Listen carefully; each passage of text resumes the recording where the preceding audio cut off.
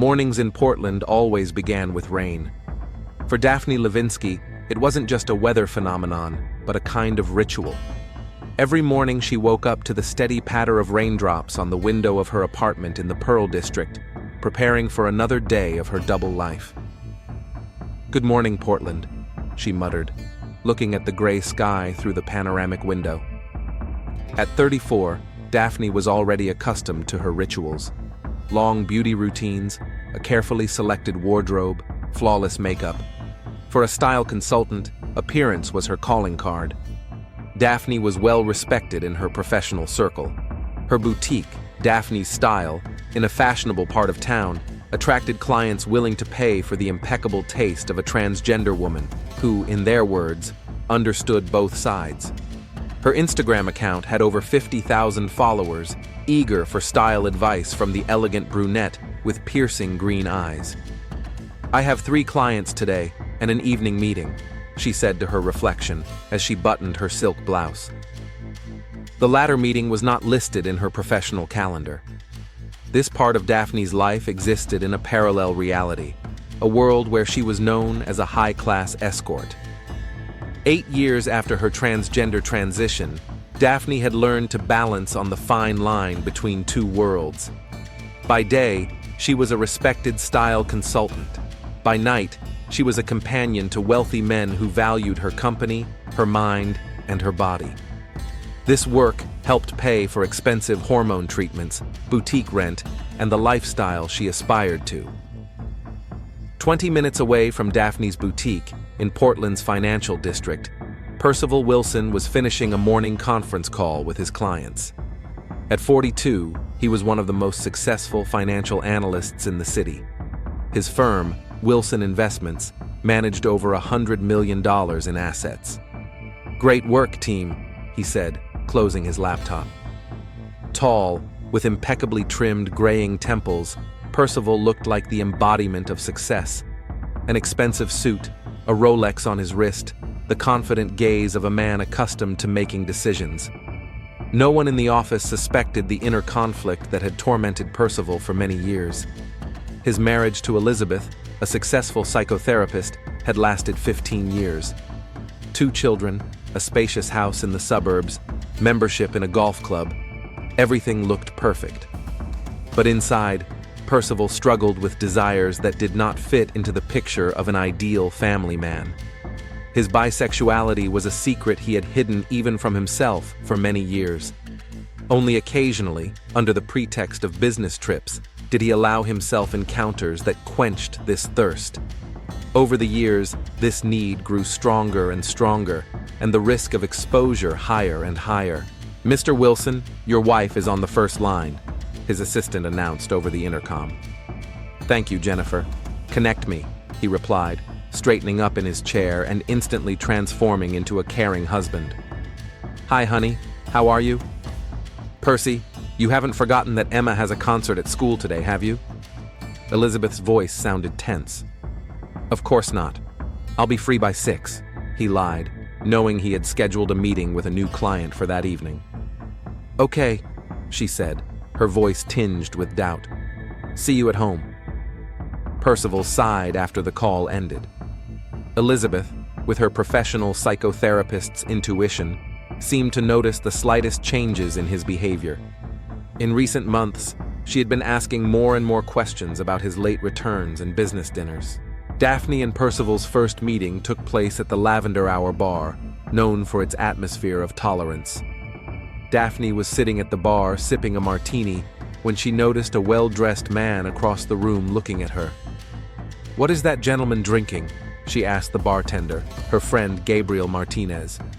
"Whiskey, straight," Gabe replied, taking an appraising look at Percival. "He doesn't come here often, seems to be married." Daphne smiled. "They're all married, Gabe." Half an hour later, Percival was sitting next to her, discussing investments in the fashion industry. Their conversation flowed smoothly from business to personal topics, and Daphne felt a familiar tension, a mixture of attraction and caution. "I could give you some advice on investments," Percival offered, leaning closer. "If you're interested." "I'm interested in many things," Daphne replied, noticing his gaze sliding down her neck. "But I don't usually discuss business matters in a bar. Perhaps in a more private setting?" His question hung in the air. Daphne looked him over appraisingly. Expensive suit, manicured hands with a wedding ring, the confidence of a wealthy man. A typical client. "I have rules," she said, handing him a business card with her personal number. "Call me if you agree to them." He called the next day. Their first meeting took place in the Ninja Hotel apartments. Daphne named her price, and Percival agreed without objection. What began as a business agreement soon grew into something more. Percival returned to her again and again, finding in Daphne not only physical satisfaction, but also intellectual understanding. "You're not like the others," he said once, lying in bed in her apartment. It was the 4th month of their meetings.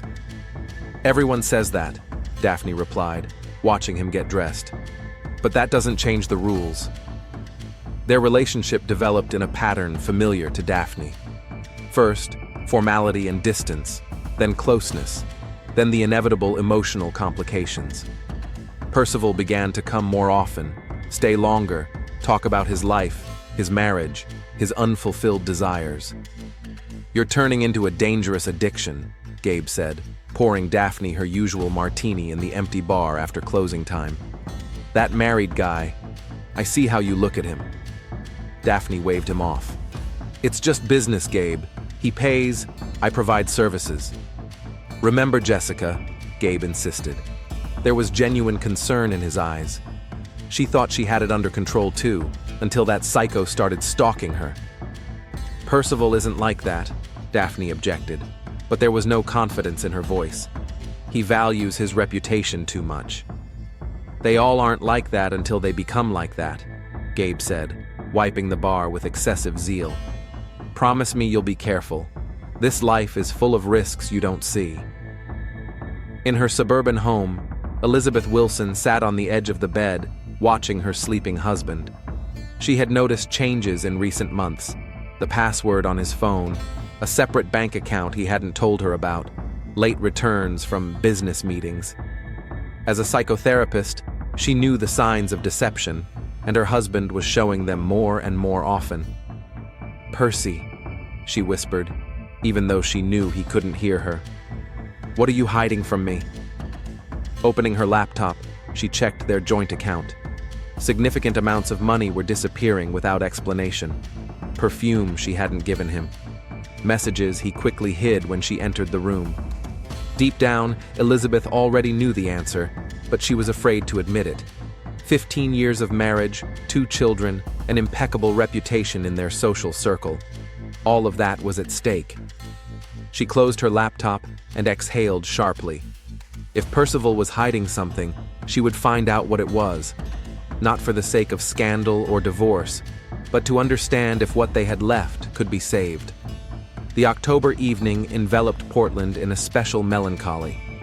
Daphne sat on the windowsill of her apartment, watching the orange leaves swirling in the air. It had been 3 months since Percival had become a regular presence in her life. What had started as a routine transaction between an escort and a client had gradually transformed into something more complex. Daphne's phone vibrated. A message from Percival. "I can be there in an hour. I need to see you." She smiled, feeling a familiar excitement.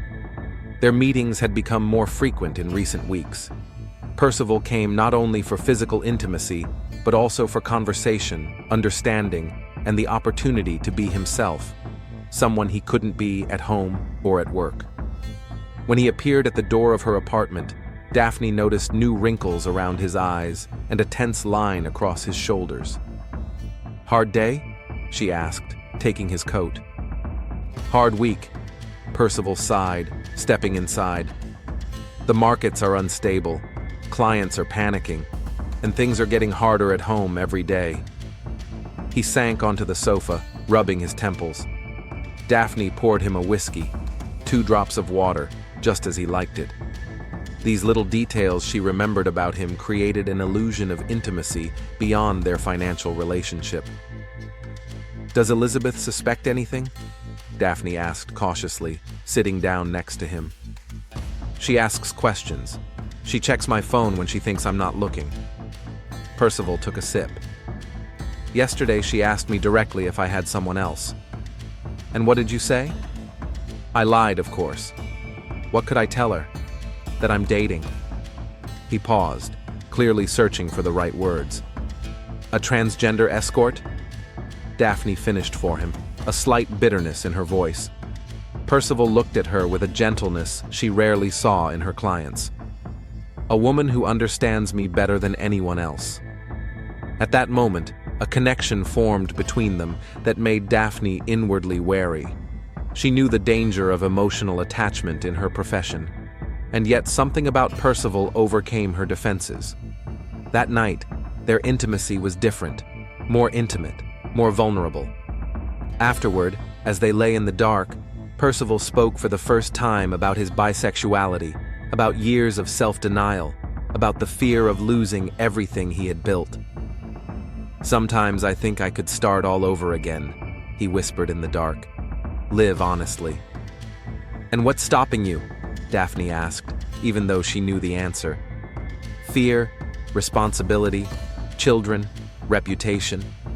He turned to her. What about you? What do you dream of, Daphne?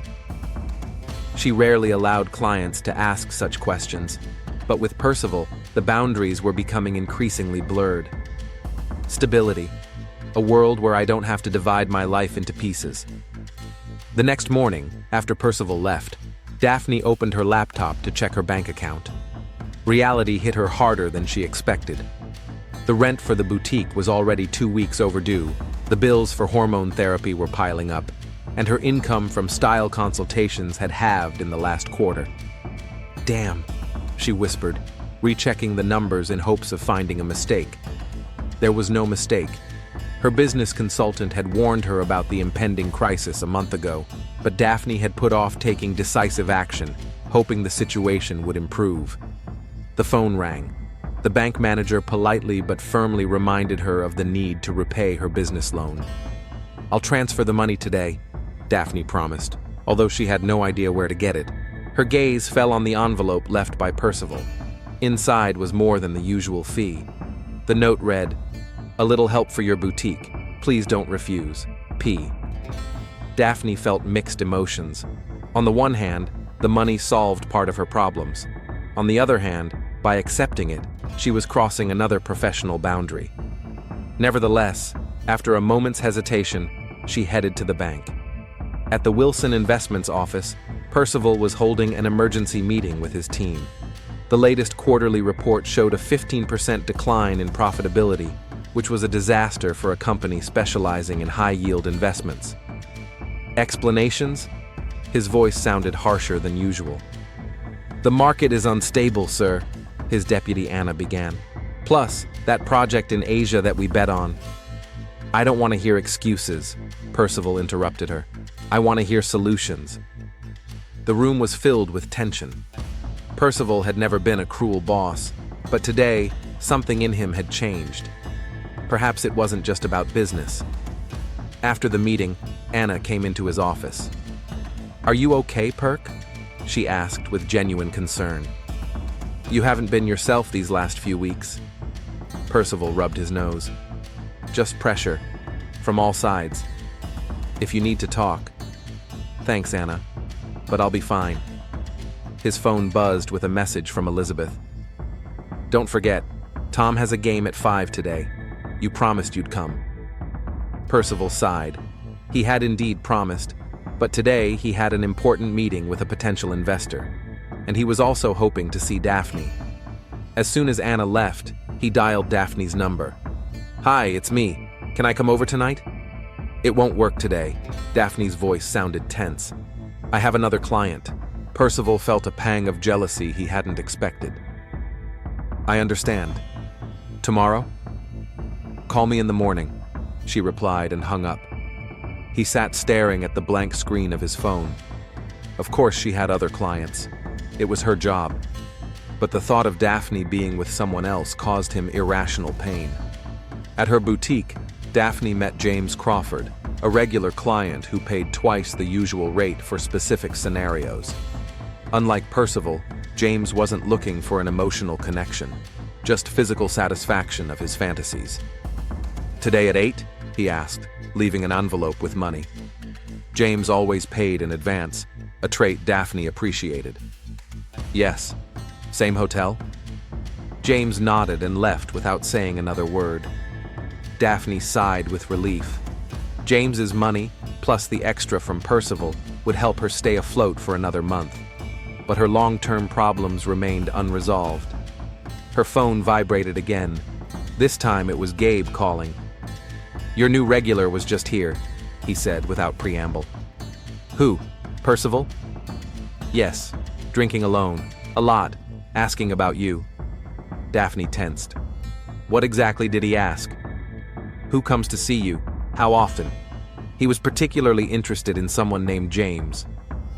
"Damn. Did you say anything to him?" "What do you take me for?" Gabe said, offended. "But Daph, he seemed obsessed. Be careful."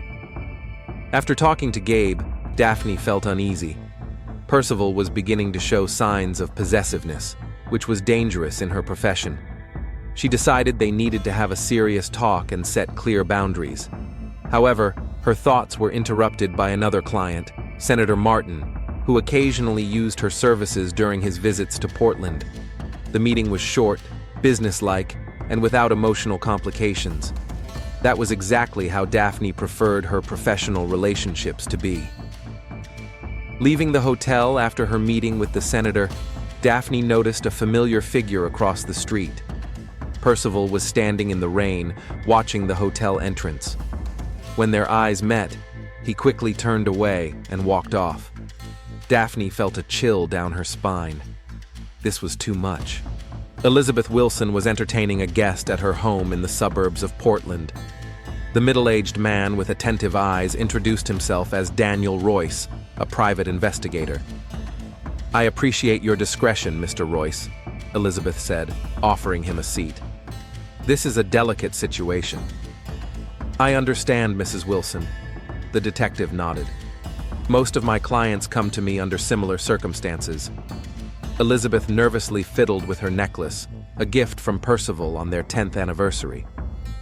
"I don't want to be the kind of wife who spies on her husband. But something has changed in recent months. He has become distant. He disappears without explanation.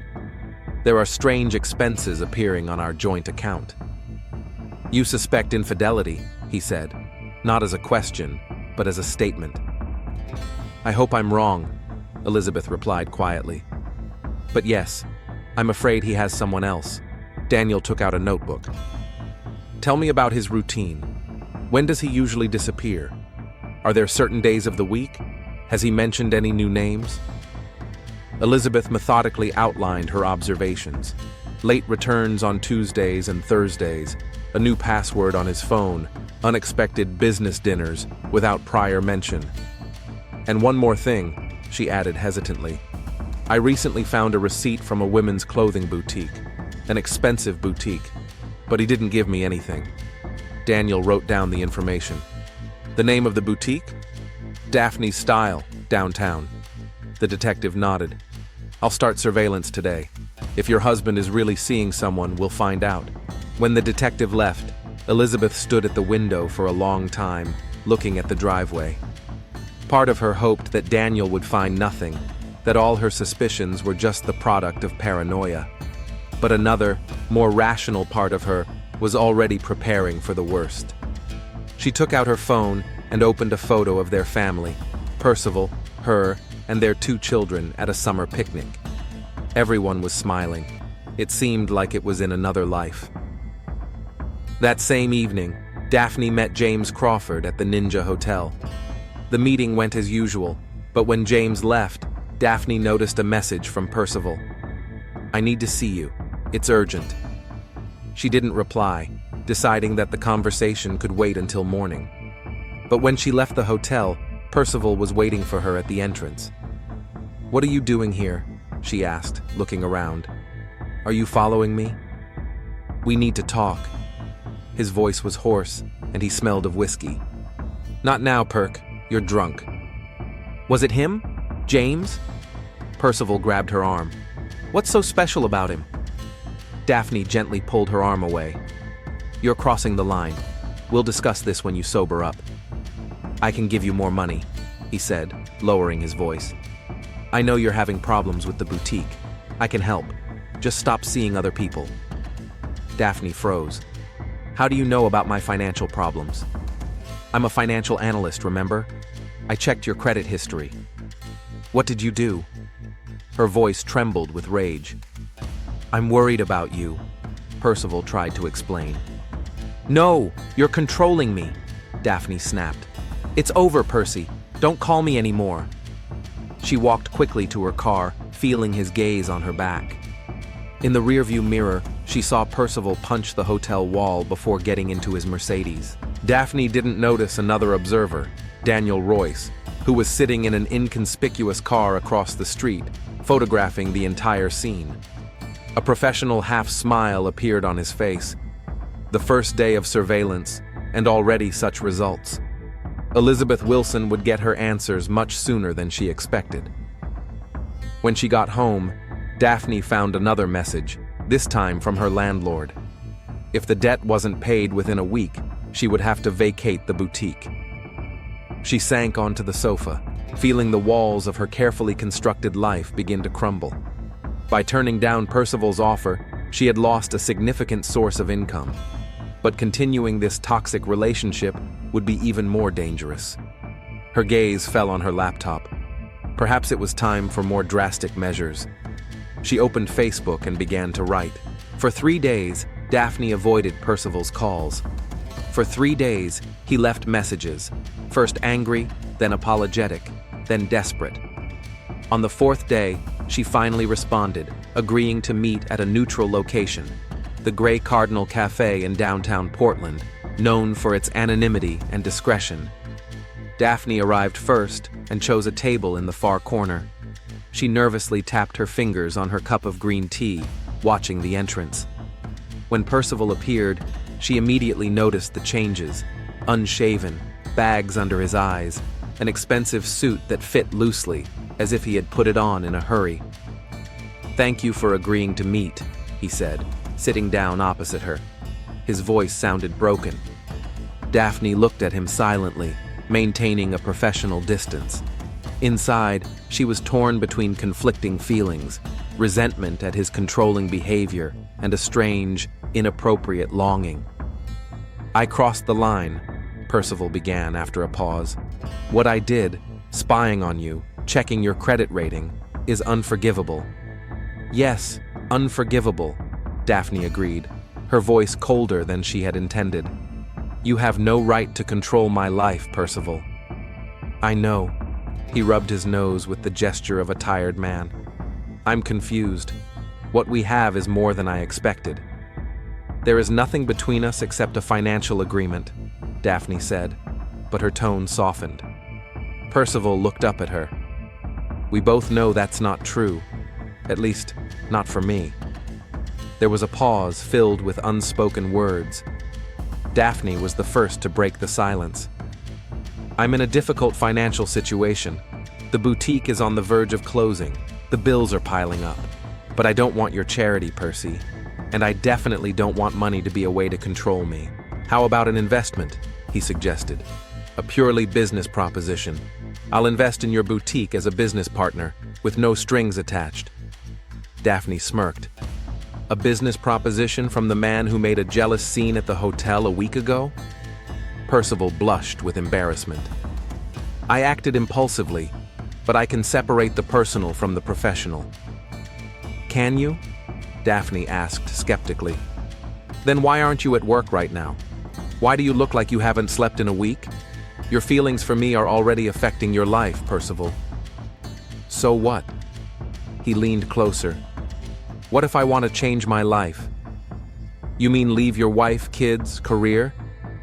Daphne shook her head. "For what? Trans women with questionable reputations and credit problems?" "For the woman who makes me feel alive," he replied simply. Daphne felt her heart tighten. She knew she had to stop this conversation before it went too far, but she couldn't find the words. "I'll put up the money for your business," Percival continued, taking advantage of her silence. No strings attached. You can see anyone you want. You can even stop seeing me if you want. I just want to help. Why? Daphne asked, already knowing the answer. Because I'm in love with you, he confessed quietly. And I think you feel something too. At that moment, Gabe Martinez approached their table. Daphne hadn't even noticed him in the cafe. Everything okay, Daph? He asked, giving Percival a suspicious look. Gabe? What are you doing here? I called Gabe before the meeting, Percival interjected. I told him we'd be here, in case you needed support. Daphne looked at Percival in surprise, then at Gabe, who nodded in confirmation of the financier's words. Do you really want me to continue seeing other men? She asked directly, ignoring Gabe's presence. No, Percival replied honestly. But I'll understand if you do. It's your life, your decision. What about your family? Percival's face darkened. I don't know. I need time. But I know I can't go on living a lie. Sorry to interrupt this touching moment, Gabe interjected with undisguised sarcasm. But maybe we should discuss the practical side of things, like the fact that you're married, Wilson, and that money won't solve Daphne's problems in the long run. Gabe, please. Daphne tried to stop her friend. No, he's right, Percival said. Money won't solve everything, but it will buy you time, and me the chance to sort out my life. How much are you offering? Gabe asked bluntly. 50,000, Percival replied without hesitation. As an investment in the business, with full legal documentation. Gabe whistled, and Daphne froze, unable to believe her ears. That's crazy, she finally said. It's business, Percival countered. I believe in your talent. And bed as a bonus? Gabe couldn't resist. Gabe, Daphne snapped at him. It's a fair question, he insisted. I don't want you to get trapped. Percival slowly rose, his face tense with restrained anger. I respect your concern for Daphne, he said to Gabe, but there's no need to insult me. The tension between the men was almost palpable. Daphne stepped between them. Enough, both of you. This is my life, my decision. She turned to Percival. I'll think about your offer, but I need time. Of course, he nodded, relaxing a little. I'll wait. When Percival left, Gabe sat down opposite Daphne. You're not seriously considering his offer, are you? Daphne didn't answer, staring out the window at the rainy street. Daph, listen. Gabe took her hand. These rich married men are all the same. They promise you the world, and then they disappear when they've had their fun. He's not like that, Daphne said quietly. They're all not like that, until they become like that, Gabe said with a bitter smile. I've seen it dozens of times, and so have you. Daphne sighed, feeling heavy-hearted. What should I do, Gabe? The boutique is on the verge of bankruptcy. I'm barely making ends meet. We'll find another way, Gabe said confidently. You can work at my bar. We'll take out a loan. Anything but tying yourself to that man. On the other side of town, in a cozy coffee shop in the Pearl District, Elizabeth Wilson met with Daniel Royce. The detective brought an unremarkable envelope with him. Are you sure you want to see this, Mrs. Wilson? He asked, not handing her the envelope right away. Elizabeth took a deep breath, trying to maintain her composure. Yes, I need to know the truth. Daniel nodded and handed her the envelope. Inside were photographs, Percival entering a hotel with a tall brunette, the two of them holding hands in a cafe, and the most painful one, a passionate kiss at the entrance to an apartment. Her name is Daphne Lewinsky, Daniel said. She owns that boutique you mentioned, Daphne's Style, but she has another source of income. She provides companionship to wealthy men. Elizabeth looked at the photos impassively, her face expressionless. Years of working as a psychotherapist had taught her to hide her feelings. She's transgender, the detective added, watching Elizabeth's reaction. Born Daniel Lewinsky, changed gender 8 years ago. Elizabeth slowly looked up. Are you sure? Absolutely. I checked her entire history. Elizabeth leaned back in her chair, trying to process the information. Her husband, a conservative financier and model family man, had been seeing a transgender escort. It was so far removed from everything she knew about Percival that it seemed absurd.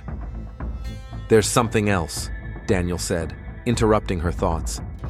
"Yesterday, I overheard their conversation in a cafe. Your husband offered her $50,000 as an investment in her business. No strings attached, as he put it." "50,000," Elizabeth echoed. It was a significant amount even for their family budget, and he said he was in love with her, the detective finished. "I'm sorry, Mrs. Wilson. I know this is hard to hear." Elizabeth slowly gathered the photos and put them back in the envelope. "Thank you for your work, Mr. Royce. I'll transfer the rest of the payment today." "What are you going to do?" the detective asked with sincere concern. "I don't know yet," Elizabeth replied honestly as she got up. "But I'm grateful for the truth. Uncertainty is the worst." Back home, Elizabeth locked herself in her study. She spread the photos on the table, studying the face of the woman who had captured her husband's heart. Daphne was beautiful. High cheekbones, expressive eyes, elegance in every movement. In one of the photos, she was smiling at Percival in a way Elizabeth hadn't smiled at him in years. 15 years of marriage, 2 children, a life built together, and all of it was now threatened by a woman Elizabeth hadn't even known existed a week ago. She reached for the phone and dialed a number she knew by heart. "Alex, it's Elizabeth. I need your help, as a lawyer." In her apartment, Daphne sat in front of her laptop, her fingers hovering over the keyboard. The open browser window showed a Facebook page. She had been trying to formulate what she wanted to say for an hour. Percival's offer was tempting. 50,000 would solve all her financial problems and give her time to develop her business. But what would it cost? Gabe was right about one thing. Rich clients rarely kept their grandiose promises. They talked about love, about a new life, about "I'll give up everything for you." But in the end, they returned to their families, leaving behind broken hearts and empty promises. Daphne couldn't afford the luxury of hope. She had survived on the streets of Portland, coped with rejection by her family, and overcome endless bureaucratic obstacles to become herself. She was strong, and she wasn't going to become dependent on a married man, no matter how sincere he seemed. Having made her decision, she began to type. "It's funny how some married men think they can buy everything, including a conscience. Today I was offered a large sum of money for my silence and my body, supposedly as a business investment, no strings attached. But we both know that's a lie. There are always strings attached. There are always expectations. And there's always a wife who has no idea that her husband is spending the family money on a transgender mistress." She reread what she had written, inwardly shuddering at her own harshness. But there was no other way. She had to end this relationship once and for all, for his sake and for her own. She continued, "I won't name names. That's not the point. The point is that I'm tired of being a secret, a dirty secret, an object of fantasy, but not a person with feelings. Tired of promises that will never be kept.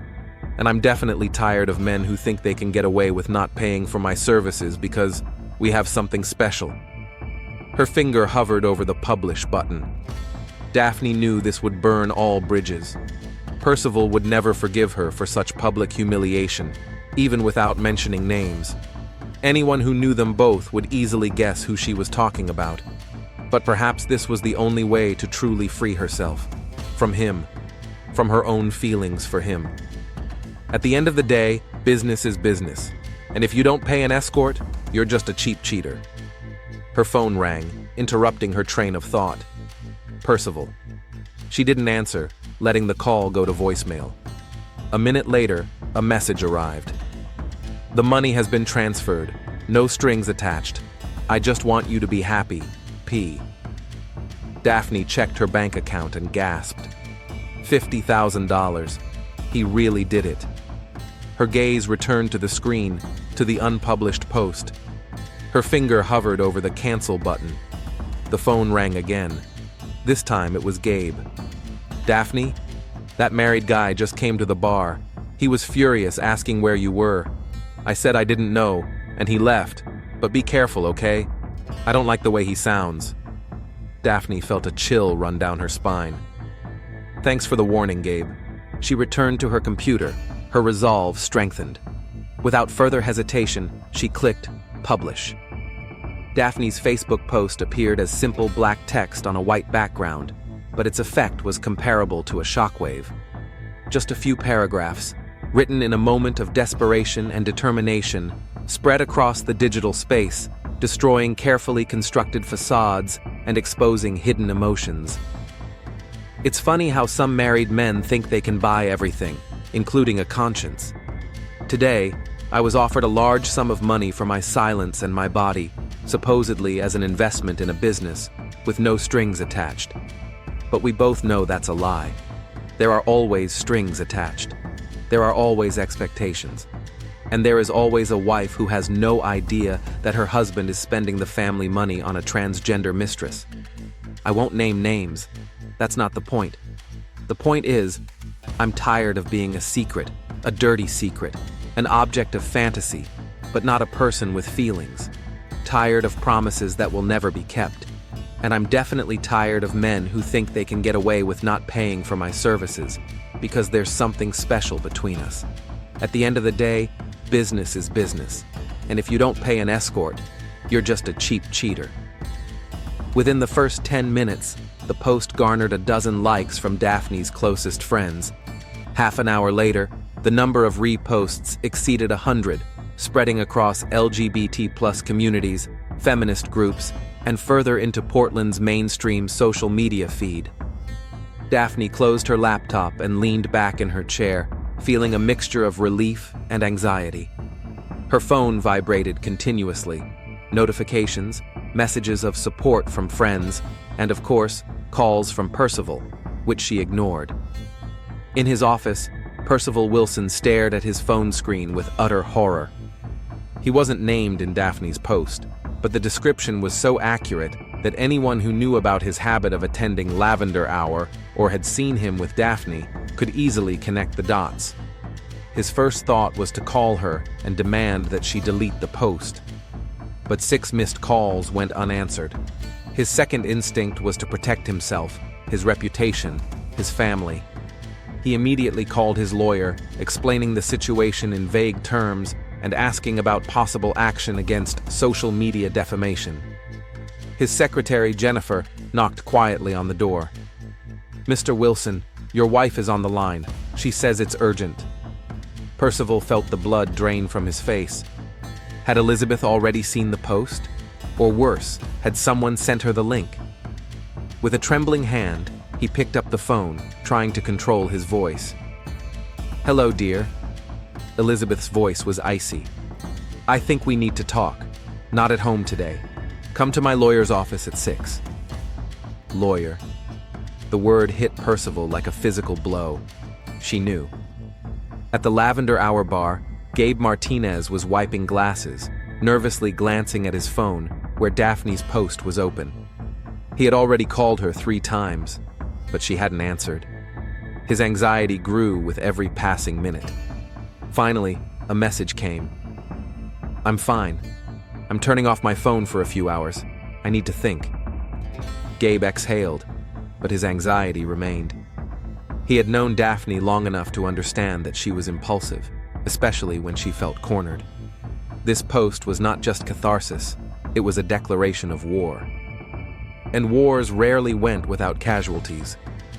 James Crawford was scrolling through his Facebook feed during his lunch break when Daphne's post appeared on his screen via a mutual acquaintance. He read it twice, then cursed under his breath. Even without names, the post was threatening.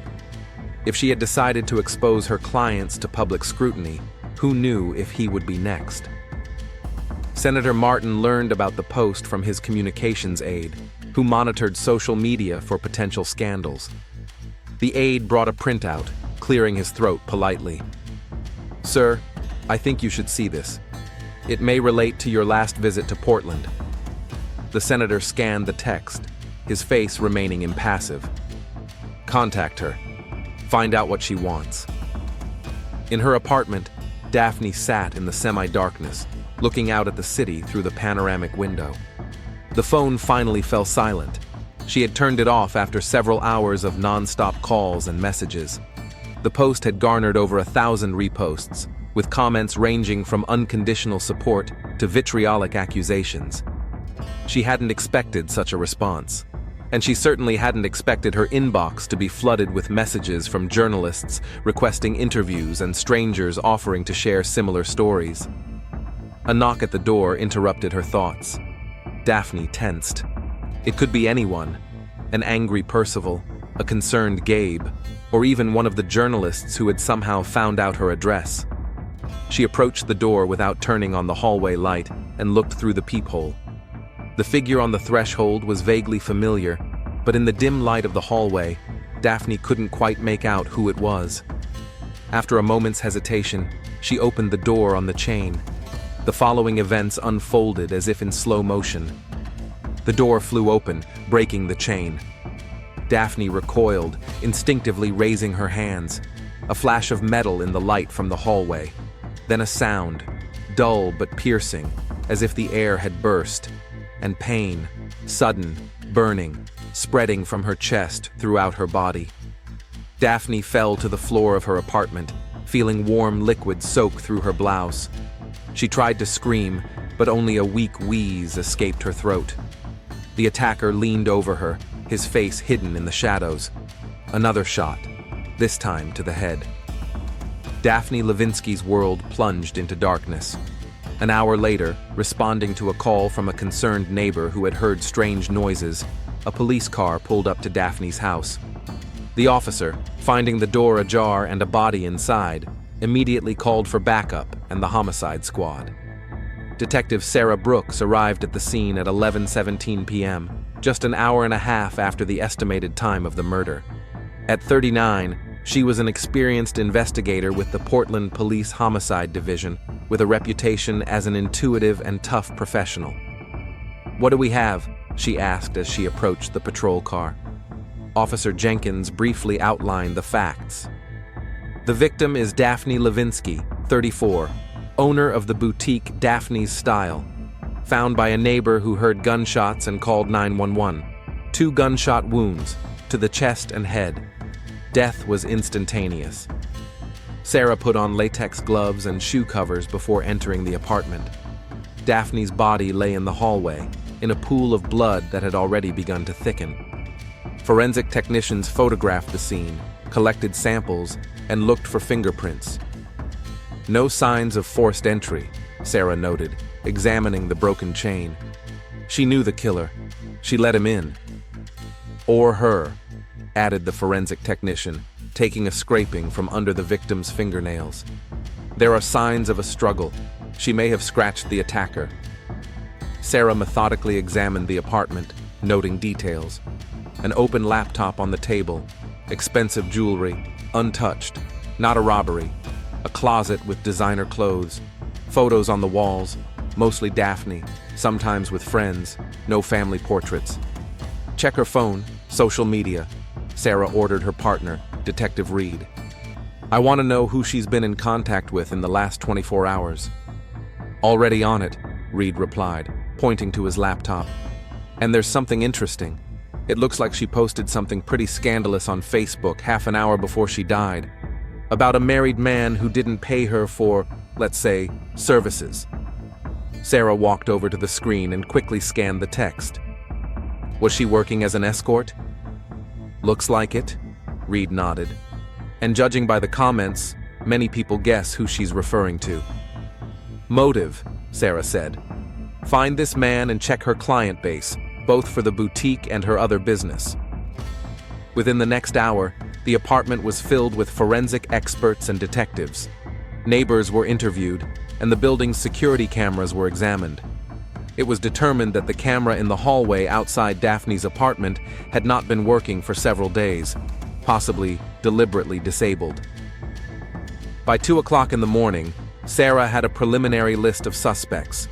Percival Wilson, a financier, married, the likely subject of Daphne's last post. According to call records, he tried to contact her 18 times on the day of the murder. James Crawford, a regular client of Daphne's as an escort. According to testimony from the bartender at the Lavender Hour, he was aggressive toward other men who showed interest in Daphne. Senator Martin, his name came up in Daphne's correspondence. A politician with a conservative platform, for whom a relationship with a transgender escort would be scandalous. Elizabeth Wilson, Percival's wife. According to a private investigator interviewed by Reed, she recently learned of her husband's infidelity. Unknown client, Daphne's records revealed the encrypted initials of several regular visitors. Standing over Daphne's body, waiting for the coroner, Sarah felt a strange personal connection to the victim. She had seen many murders, but there was something particularly cruel about this one. A woman who dared to break the unspoken rules, to publicly expose the secret mechanisms of power and privilege. "You know," she said to Reed as they left the apartment at dawn, "most murders are committed for one of three reasons: love, money, or fear." "Which one do you think it is here?" Reed asked, yawning. Sarah glanced around the crime scene one last time. "All three." Reed snorted. "So our circle of suspects is everyone who knew her?" "No," Sarah shook her head. "Not everyone. Only those who had something to lose." When the detectives left, Daphne's apartment was sealed off. Her body was taken to the morgue for an autopsy, and the Facebook post continued to spread, gathering thousands of reposts and comments, becoming a kind of digital posthumous message, the last cry of a woman who could no longer remain silent. 3 days after Daphne Levinsky's murder, the conference room at the Portland police station was covered with photographs, diagrams, and timelines. Detective Sarah Brooks stood in front of the board, connecting the names of suspects with possible motives with red threads. "Let's go over this again," she said to the team of investigators. "We have 5 prime suspects, and all of them had a motive to kill Daphne after her Facebook post."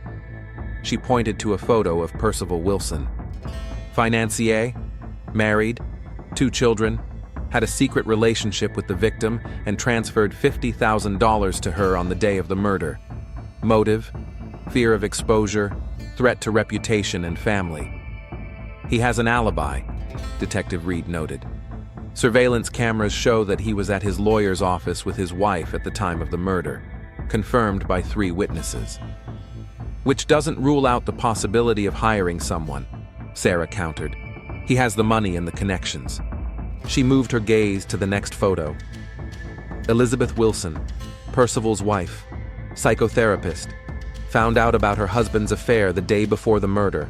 Motive: rage, jealousy, protecting her family. "She was at the lawyer's office too," Reed reminded her. "Until a certain point," Sarah clarified. "Security camera footage shows she left the office for 40 minutes, supposedly to get some air after a difficult conversation. Enough time to get to Daphne's apartment and back." Sarah pointed to the 3rd photo. James Crawford, regular client, aggressive. He was afraid Daphne might name names in her next post. She was overheard threatening her at the Lavender Hour bar a week before the murder. "But he was in Seattle at the time of the murder," another detective objected. "Airline tickets, hotel registration, all checked." "The 4th is Senator Martin," Sarah continued. "A conservative politician with presidential ambitions. A relationship with a transgender escort would have destroyed his career. He has a solid alibi. He was at a charity dinner with 100 witnesses. But he has the money for a professional hitman." And finally, Gabriel Martinez, the victim's best friend, owner of the bar where Daphne met her clients. A complicated relationship, perhaps unrequited feelings. "He found the body," Reed reminded her. "He called 911. "Which makes him the perfect suspect," Sarah noted. "Who better to cover up a murder than the person who accidentally discovers the body?" She stepped away from the board, taking in the whole picture. "Something doesn't add up. We're missing connections." At that moment, a young technician from the lab entered the conference room. "Detective Brooks?" We have the toxicology and DNA results from under the victim's fingernails. Sarah quickly scanned the report, her eyebrows rising in surprise. "This changes everything," she muttered. That evening, Sarah sat in her office, rereading the testimony and studying the new evidence. The thread of the investigation led her to an unexpected discovery: documents from the child welfare archives from 20 years ago. "My God," she exhaled, connecting the last dots. The next morning, Sarah summoned Elizabeth Wilson for questioning. The woman entered the interrogation room with the dignity of someone accustomed to being in control. In a strict suit, with perfect hair, she looked composed despite the circumstances. "Mrs. Wilson," Sarah began, "thank you for agreeing to another conversation." "Of course, Detective. I want to help." Sarah placed a folder in front of her. "Did you know Daphne before you learned about her relationship with your husband?" Elizabeth didn't blink. "No, I only knew about her from the photos provided by the private investigator." "Interesting." Sarah opened the folder and took out an old photo. "Because we have evidence that you knew Daniel Levinsky before his transition. You worked at the same youth center 20 years ago." Elizabeth's face flinched for a moment. "That was a long time ago. I counseled many teenagers. I can't remember every one of them. But this one was special, wasn't he?" Sarah took out another document. "Daniel Levinsky was your first client as a psychotherapist, a teenager with gender dysphoria from a religious family. You worked with him for almost a year until his parents transferred him to a conversion therapy program." Elizabeth folded her arms on the table. "Detective, that was 20 years ago. What does it have to do with the current case?" "Very directly," Sarah replied. "We found DNA under Daphne's fingernails. Your DNA, Mrs. Wilson, and traces of benzodiazepine in the victim's blood, the same drug you prescribed to your patients." The silence in the room became palpable. Elizabeth stared at her hands, her shoulders slumping slightly. "You recognized Daphne when you saw the photos from the detective, didn't you?" Sarah continued. "Not just as your husband's mistress, but as Daniel, the teenager you couldn't help 20 years ago." Elizabeth looked up, tears welling in her eyes. "You don't understand. I really didn't recognize her at first. She had changed. But when I learned her name, when I read her life story, it was like a punch in the gut. Daniel, my first failure." "And she didn't just sleep with your husband," Sarah said softly. "She was destroying your family." Elizabeth nodded, her professional mask beginning to crack. "I just wanted to talk to her, to explain. I took a sedative before going to see her. I was too wound up. I took the pills with me, thinking maybe I could offer her some too. But the conversation didn't go as you planned." She laughed. Elizabeth's voice trembled. "When I told her who I was, when I reminded her of our work at the youth center, she said it was delightful irony, that the boy I couldn't save was now sleeping with my husband. She said that Percival was more open to experimentation than I could have imagined." Sarah was silent, giving Elizabeth a chance to continue. "I had my husband's gun. I took it for self-defense. I didn't plan to use it." Elizabeth covered her face with her hands. "It all happened so fast. She said she would publish another post, with names, with details, that my children would find out everything in the dirtiest details. And you shot her," Sarah finished. "I don't remember pulling the trigger," Elizabeth whispered. "All I remember is the shock on her face, and then I had to make sure she stayed silent. Forever." Sarah closed the folder.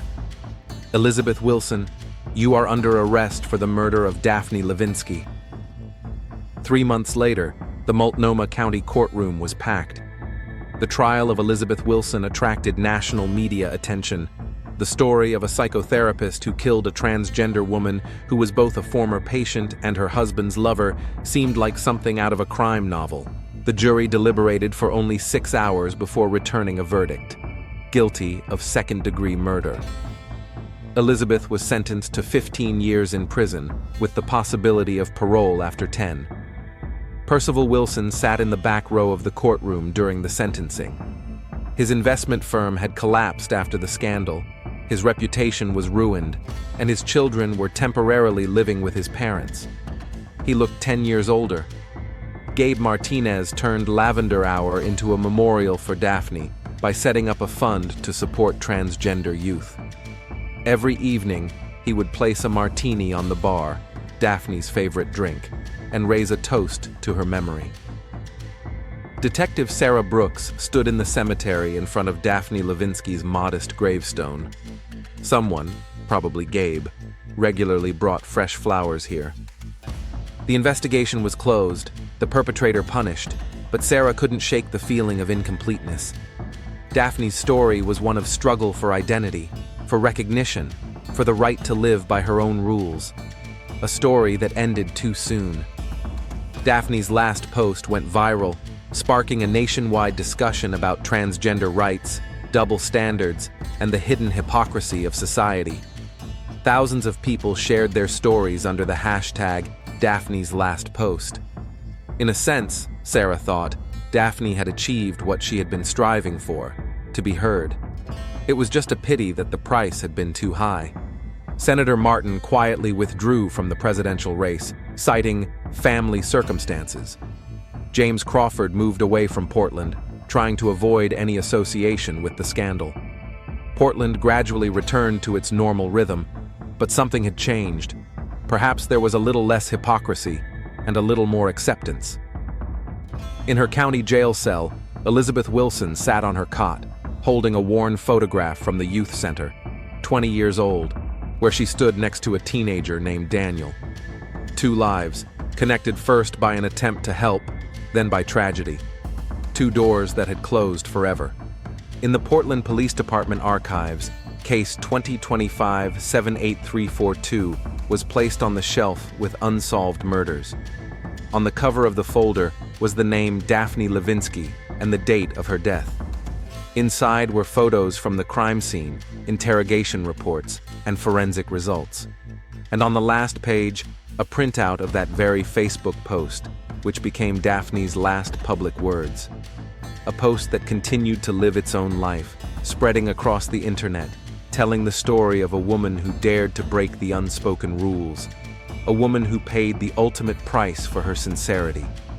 Behind the closed doors of the archive, behind the closed doors of the prison cell, behind the closed doors of the courtroom, the story of Daphne Levinsky continued to resonate, reminding us of the dangers of hidden hatred, the price of freedom, and the power of truth spoken aloud. Detective Sarah Brooks left the cemetery, taking one last look at the gravestone. The case was closed, but questions remained. Questions about the world they had created, where the truth could be a death sentence, and about how to change that world. One post, one investigation, one life at a time.